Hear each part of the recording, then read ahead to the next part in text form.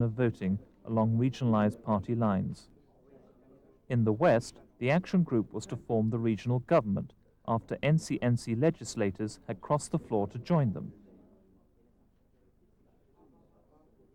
By 1958, talks in London were preparing the way for independence within 2 years. Back in Nigeria, there was now a national government grouping all the major parties. The conference looked at the question of giving minorities a voice in the new Nigeria, but it decided not to create more regions or states. It was an issue that would return to haunt the politicians in the years to come, for these negotiators were to be key figures in Nigeria after independence.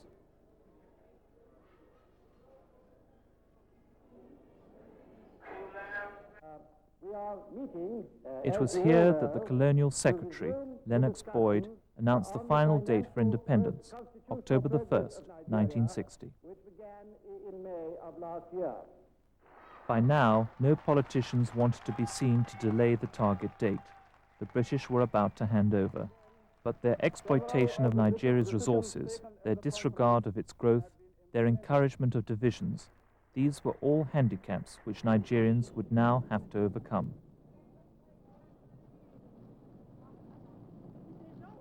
Despite the years of negotiation, Nigeria was ill-prepared for the handover. The British had marked the country. They'd promoted the values of traders and middlemen at the expense of native pride in agriculture.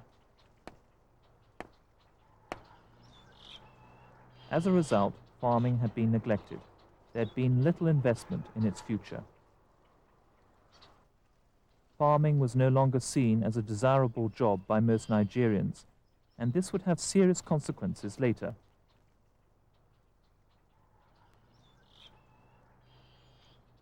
The much vaunted Nigerianization did indeed bring Africans into offices, but only as potential clerks for a colonial bureaucracy. To make the new institutions work for them, Nigerians needed expertise in politics, in social welfare, in the economy.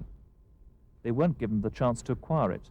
Education had been geared to spreading European values. The European status had been based on practical expertise. They'd been in no hurry to pass it on to Africans.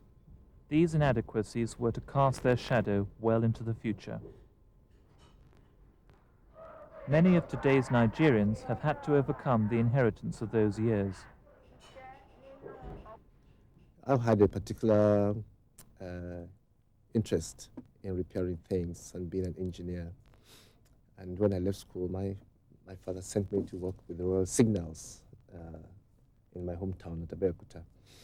But when my uncle heard that I was going to be an engineer, he advised me that if I became an engineer, the colonial powers did not like people in the colonies to be engineers, and that I will not have the opportunity of independent practice.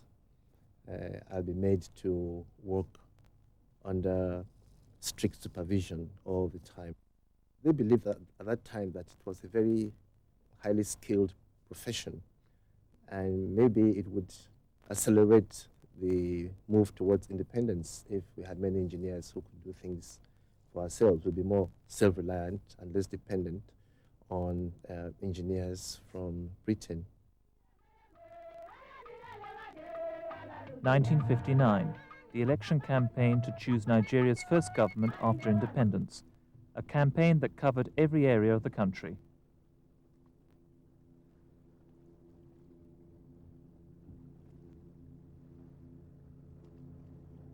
The elections would confirm previous trends, particularly the regional bases of the parties. The Northern People's Congress again won most seats in the Federal Assembly. It was to hammer out a coalition with the NCNC, leaving the Action Group back in opposition. Once again, the pattern of future politics was set. No single party had won a large enough majority to govern alone. With these elections, then, the first stage on the road to nationhood was complete. Yet the legacy left by the British carried an unmistakable warning. The task of truly unifying the country was still ahead.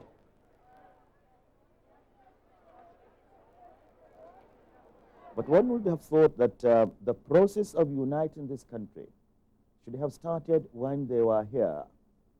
But perhaps because of the policy which they had been identified with of divide and rule, they kept the different parts of the country separate for quite some time and left the country like this.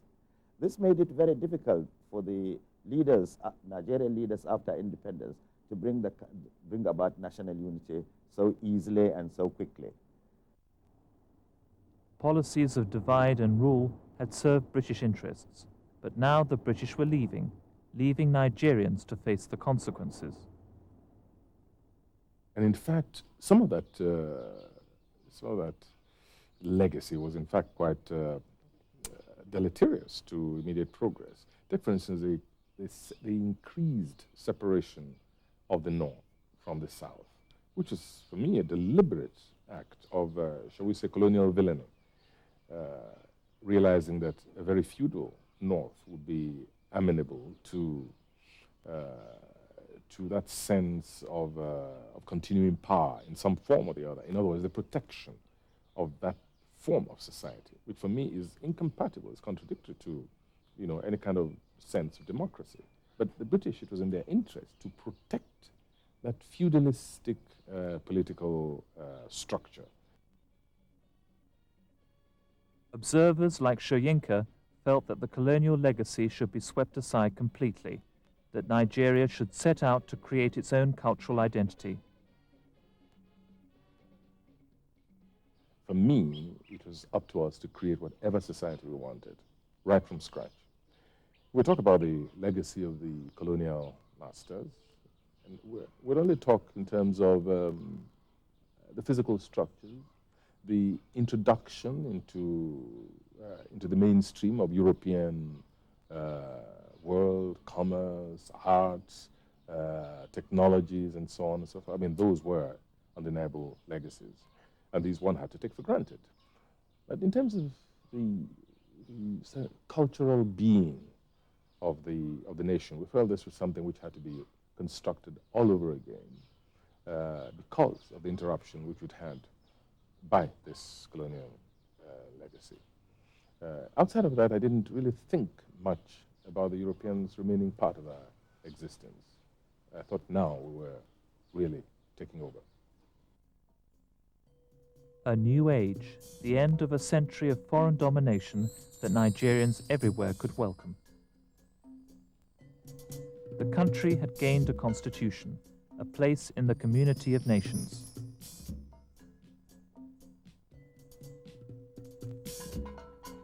But the colonial power had created rifts in Nigerian society and exploited them for its own ends. That exploitation by the British would leave its mark for many years into the future.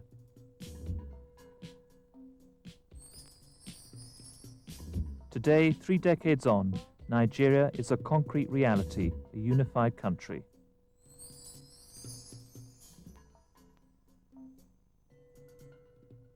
But at independence, the journey ahead was to be long. There'd be bitter lessons on the way.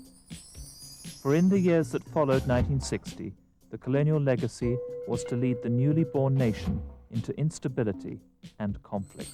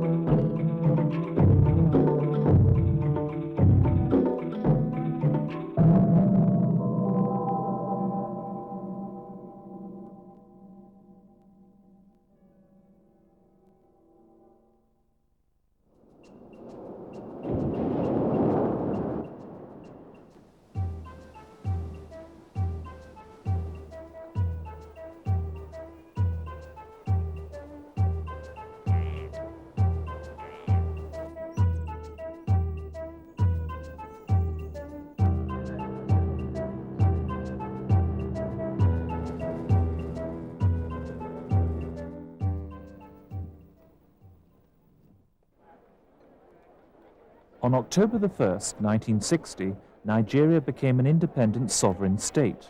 It had been a peaceful transition of power. There was some awareness of regional tensions, but most people felt these would be overcome in the interests of national unity. On this day, all potential problems seemed insignificant, as Nigeria rejoiced and looked to its leaders for inspiration and guidance into a new era.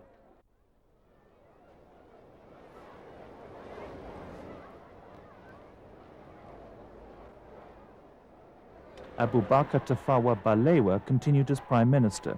He reflected the country's optimism. For Nigeria, it's a year of very great events. We attained our independence on the 1st of October. Dr. Nnamdi Azikiwe was appointed Governor General. He expressed joy and hope at heading the newly independent nation.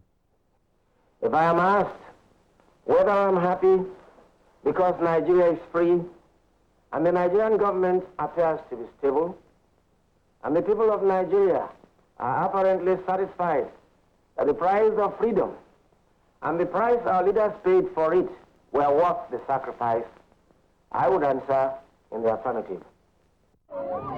This optimism was shared throughout Nigerian society. In 1960, when we attained independence, I was a student in a government secondary school in Bida in Niger State. So I was in Form 4 at that time, and I was reasonably aware of the political development in the country at that age, but I think I was about age 19. And by then, like any newly independent African country, we were looking forward to a great country at that time. I was very optimistic. A young man, I was in the army, and one sees the sky as the limit for Nigeria and Nigerians, at least from what we knew. I was very optimistic before and after independence. I had a vision of a great Nigerian nation, a leading nation in Africa. We were all very, very enthusiastic, very, very hopeful for independence. Then, of course, it meant we shall be taking charge of a lot of things and doing things ourselves. And so one looked forward to independence with hope and aspirations. I had hoped then that it would not take us long before we all would forget most of the differences that still are lurking around. I had hoped that Nigeria would be the real giant of Africa, that will be a force to be reckoned with, not only in Africa, but also in the whole world. Very optimistic. I thought nothing will ever go wrong. 3 years later, Nigeria was to become a republic, with Dr. Azikiwe as president. I, Nnamdi Azikiwe, swear that I will be faithful and bear true allegiance to the Federal Republic of Nigeria, and that I will preserve, protect... Although there'd be severe challenges ahead, Nigeria seemed determined to take its rightful place in Africa and the world community. At independence, Nigeria had great potential. It seemed to have overcome any limitations imposed by its colonial legacy.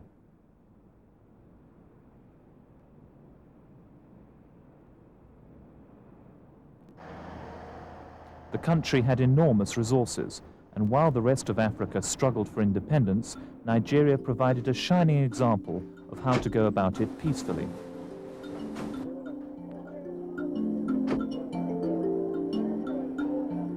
The solution's really quite simple.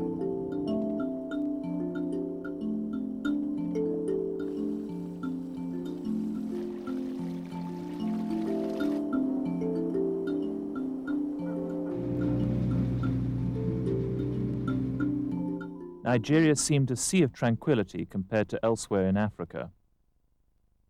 In the Congo, there were bitter divisions between rival claimants. In Kenya, the nationalist leader, Jomo Kenyatta, remained in detention. And in South Africa, there was political repression of the black majority. Against all of this, Nigeria seemed an exception, and yet the years following independence were to see crises, coups, and a civil war, events which would dim the early hopes. The colonial legacy had left Nigeria's regions not only intact, but with greater autonomy. At independence, the country inherited a federation of 3 regions. The North's inhabitants, mainly Muslims, were about half of Nigeria's total population, but the North's people were spread over a wider area than the other regions.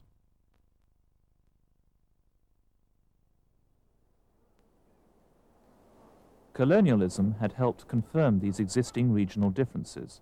It had transformed cultural diversity between the regions into political adversity between local rulers.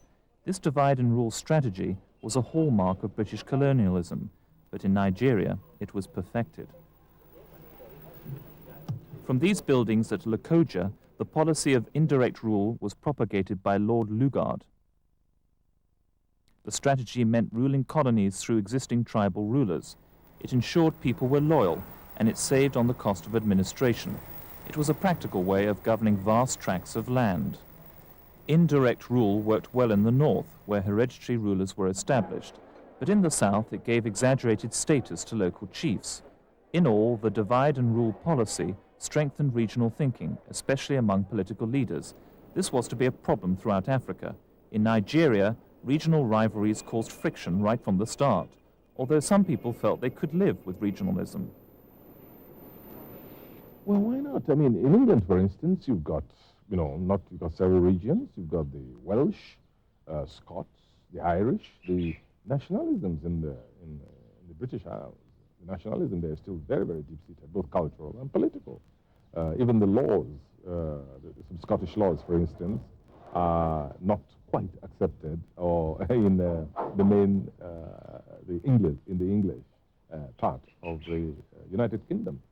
So you can still have a nation. You can still have a nation if you have what you might call a general common denominator, which is acceptable to everybody. In Nigeria, in 1960, the National Assembly was the stage for a multi-party government bequeathed by the colonial power. They'd imposed the constitution, adapting their Westminster model into a federation of autonomous regions. This meant it was impossible to form a majority party, or even a stable majority coalition. The largest region, the North, had most seats in the legislature. There was the fact also that you had 3 regions at independence, of which one claimed 50% of the seats in the legislature because they claimed to have more than 50% of the population. There were 3 major political parties with regional bases. Each was the strongest party in its region. The Northern People's Congress formed the largest single Northern party, as before independence. Because this was the biggest region, the NPC was also prominent in the federal executive and legislature. The National Council of Nigeria and the Cameroons had its support base in the eastern region. The Action Group from the western region became the major opposition party. This then was the political lineup. The First Republic was ruled by a coalition between the northern-based NPC and the eastern-based NCNC. The dominant party in each region had status because it had been ruling there for several years, so minorities weren't catered for. This caused resentment. Nigeria's minorities were many and spread throughout the country. They had no political influence.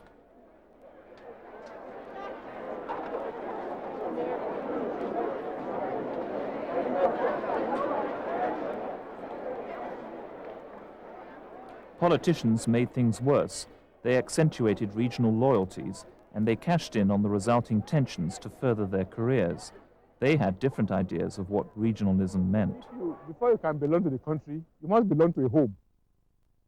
You belong to a home. That home must be in one region, but must be in a division. That division must be in one region or the other. So charity begins at home. You must of all belong to a small unit before you can belong to a bigger unit. Because we had a common purpose, we had to work together and sink our differences in order to succeed in building a new nation, which is called Nigeria. The politicians who'd sought independence were now in positions of influence. Nigeria had found its way through peaceful negotiation and leadership by compromise.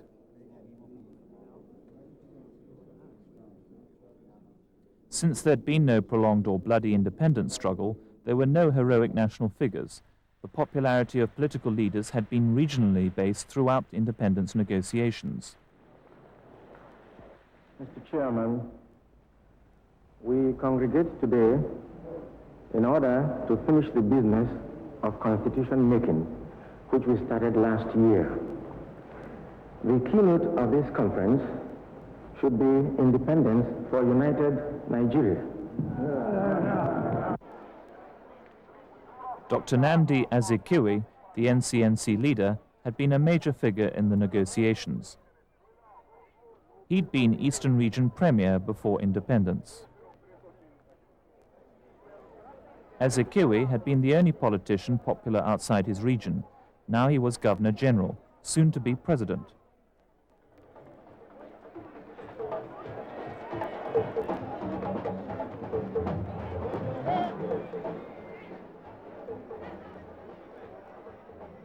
Abubakar Tafawa Balewa, the Prime Minister, was a leading NPC member. He was known for his political moderation. He'd been leader of the government since 1957, before independence.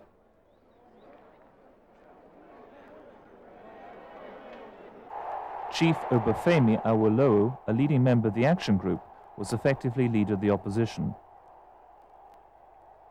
He too had played a part in independence negotiations and was a popular Western Region Premier.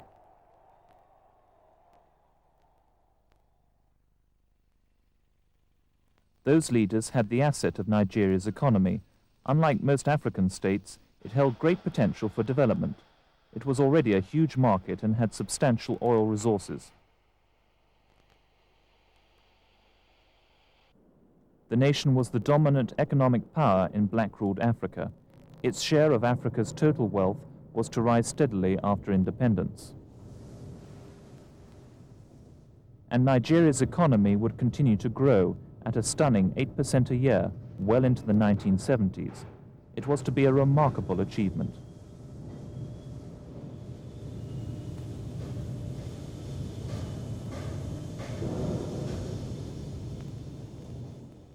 But in those early years after independence, regional thinking pervaded every aspect of the country. The economy reflected this. New development resources were used to serve party and personal ends. Regional governments had power over welfare and public work contracts. This offered opportunities for patronage and helped consolidate the power of each governing party, all the more so because construction projects were booming.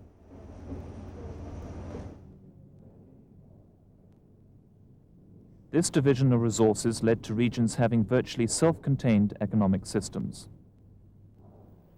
In the regions, because of the autonomy, they tried to build up institutions which would help the common man. Of course, there was, among the institutions, certain institutions which became commercialized, like corporations, marketing boards, and so on. And perhaps it is due to that form of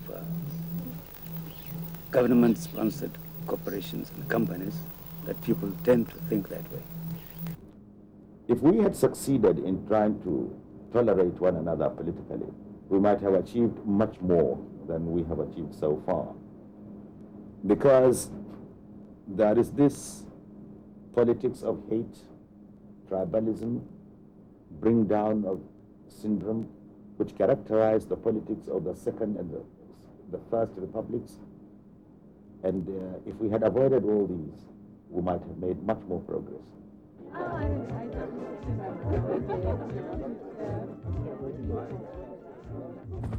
Most politicians were success conscious, and to prove they were successful, some led extravagant lifestyles. Critics alleged they were no better than their former colonial masters, or the warrant chiefs the colonialists had created to serve them.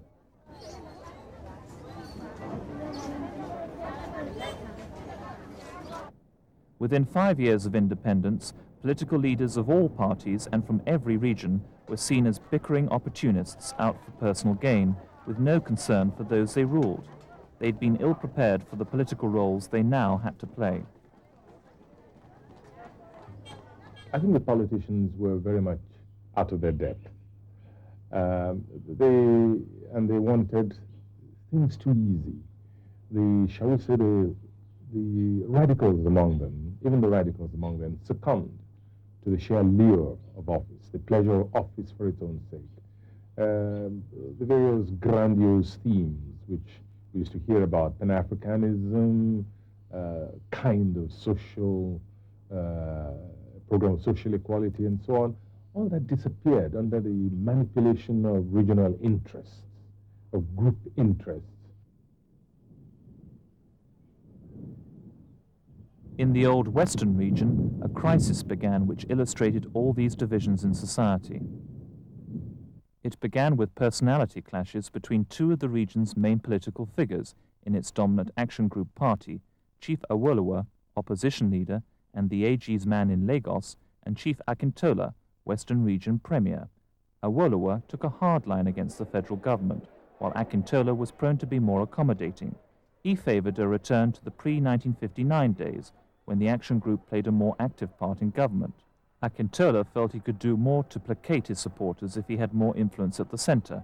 He wanted to be on more cooperative terms with the federal government. But Awolowo firmly believed that the opposition's role is to oppose. These differences between the two men were also the result of a strong personal rivalry, with strong feelings on both sides.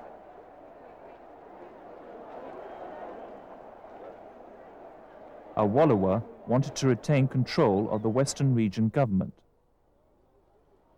Things were to come to a head at the Action Group's Congress in February of 1962. There, Awolowo and his supporters removed Akintola from the premiership. In reaction, Akintola's supporters created such disruption that the Western House of Assembly was suspended.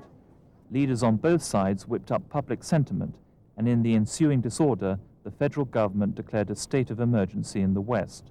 The conflict was partly about where to compromise with the federal government.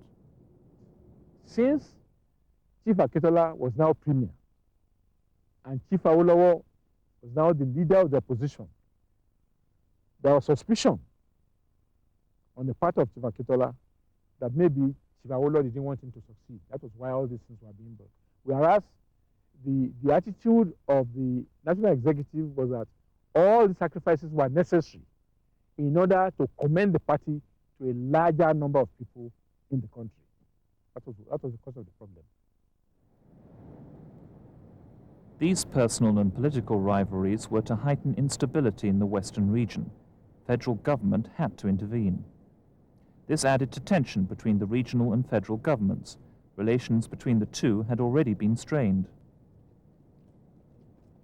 Within 6 months of independence, the federal government had proposed the creation of a new Midwest region to be carved out of the existing West. The Action Group feared such a move would split its support base. It opposed the idea, but the new Midwest state went ahead as planned. It was seen by Awolowo supporters as a means of reducing the Action Group's force in opposition. We felt it was unfair that we should have a Midwestern state created from the West, which was the smallest, and leave the others without creating them. That was our attitude. What was source for the good was source for the gander. Amid instability in the Western region, the federal government appointed a commission to look into the affairs of 6 Western region public corporations. Also, treason charges were leveled against Awolowo. He and some of his supporters were imprisoned. They felt the government was being vindictive towards the opposition. Among the ministers in the ruling coalition was Alhaji Shehu Shagari. As a political party, every party wants, of course, to have the preponderance because they want to run government. And it's a healthy competition between the political parties, and there was no question of one party trying to demolish another party. But every party wanted to have an ascendancy. The Western region crisis symbolized the political atmosphere of this early period after independence. The colonial legacy of divide and rule had paved the way for political leaders to behave as opportunists. That damaging inheritance was now yielding a bitter harvest of division throughout the country. The institutions bequeathed to Nigeria had helped to heighten tensions.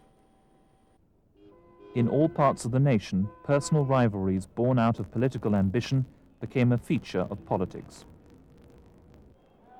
For all these reasons, many Nigerians felt little involvement with the way they were governed. Politicians seemed to put the interests of their region before those of the country. This was apparent when population figures became sensitive. Why should census be so sensitive? It just means that some politicians were determined from the outset to make a kind of political issue out of it. It had to do with revenue sharing. It had to do with even power, also political power. It had to do with the kind of constitution which was inaugurated, in which representation became virtually a matter of population. And since regions had already been defined in such rivaling terms, it meant that you could swamp the federal house with sheer numbers in terms of the number of seats. The sharing of what in Nigeria is called a national cake was mainly based upon population. Sharing of revenue, representation in parliament, and development was all based upon population, and everybody wanted to have more. So there was this competition about having more population in order that they will get a better share or larger share of the national cake. The political scene may well have been uncertain, but independent Nigeria could at last find its own path to development. The nation modernized, and the results were impressive. Revenues from growing business and industry meant government could increase capital spending. As a result, Nigeria has become one of Africa's most modern and socially progressive nations.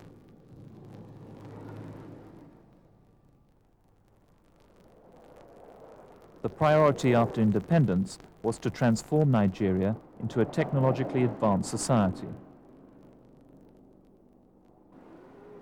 The building of new infrastructure was to help speed up progress by improving transport and communications. The country's previous infrastructure had been laid down to suit the needs of colonial rulers, to get cheap raw materials out as fast as possible. With independence, the serious task of building Nigeria to suit Nigerian needs could begin, an affirmation of self-reliance.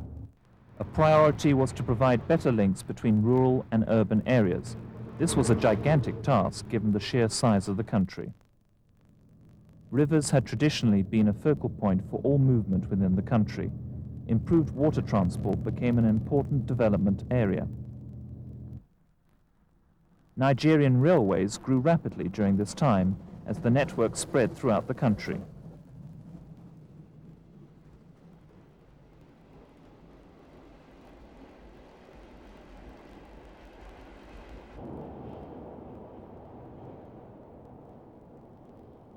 By the 1960s too, Nigerian Airways was playing its part in improving links between major towns all over the country. It had already been up and running in the mid-50s after the Calypso's maiden flight from London to Kano in northern Nigeria.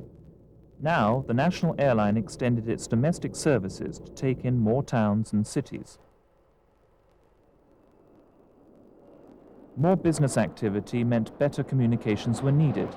Numbers of post offices shot up tenfold in the 4 years after independence. As businesses modernized, there was a greater demand for telecommunications also, so staff had to be trained if the country was to realize its hopes for industrial and commercial growth. Of course, it was a good thing. The Nigerian Broadcasting Corporation now embarked on a 10-year development plan to extend its services. Television was a way of bringing the country together. A plan for a federal television service was already in place at independence, and it started transmitting in 1962. The government emphasized the educational role of the new medium. Before independence, Nigeria had already been the very first African country with a television service. Western Nigerian TV had begun transmitting from Ibadan with a few services to Lagos. WNTV was now to prove a useful precedent for the national network. The aim was to train Nigerian technicians and producers. But it was capital projects such as the Kainji Dam which were the cornerstones of development. At first, the reservoir created by the dam was to be used for fishing and for irrigation. But as demand for electricity grew, Kainji's generating power would be increased. On completion, the dam was the biggest in Africa. Projects like these helped reaffirm independence, a mood of self-sufficiency. Development is affirmation of the aspiration of our people for self-reliance.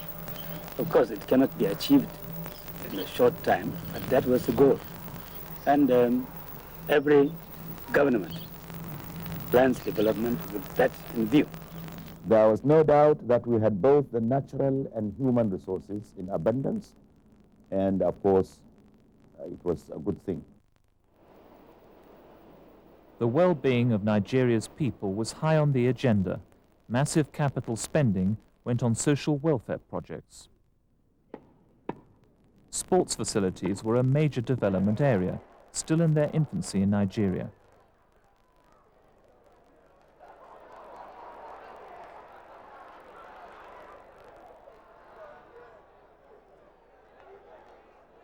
As lifestyles changed, new housing estates sprang up in the suburbs to provide better modern accommodation.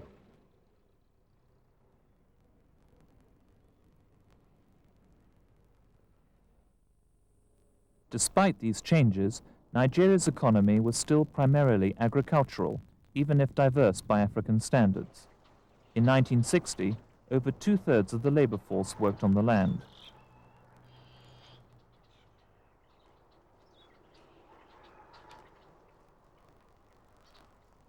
Despite emerging industry, agriculture still accounted for over half the nation's wealth.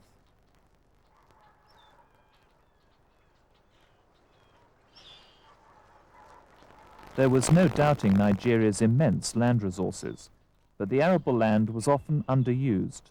Colonial education had trained Nigerians to trade rather than produce. Production was mainly in the cotton and groundnut areas in the north, and in the tree crop belt in the south.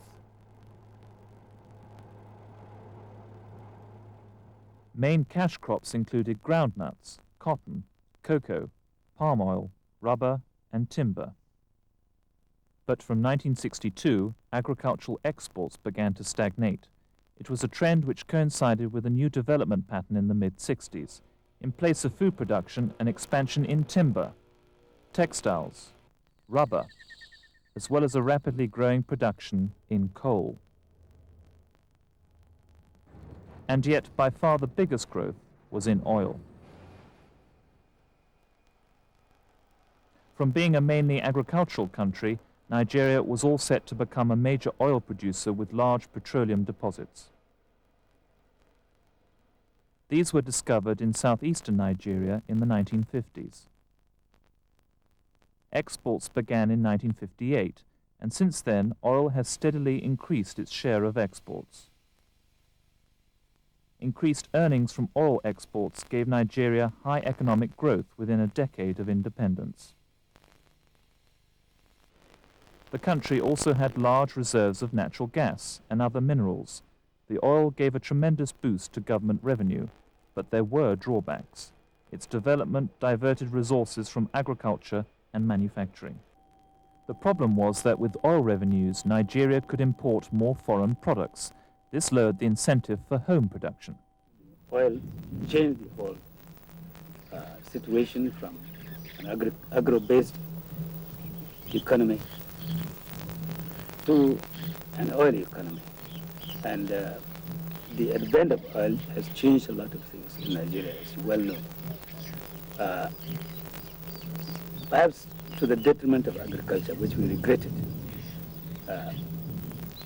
What we ought to have done was right from the beginning, when these oil resources became predominant in the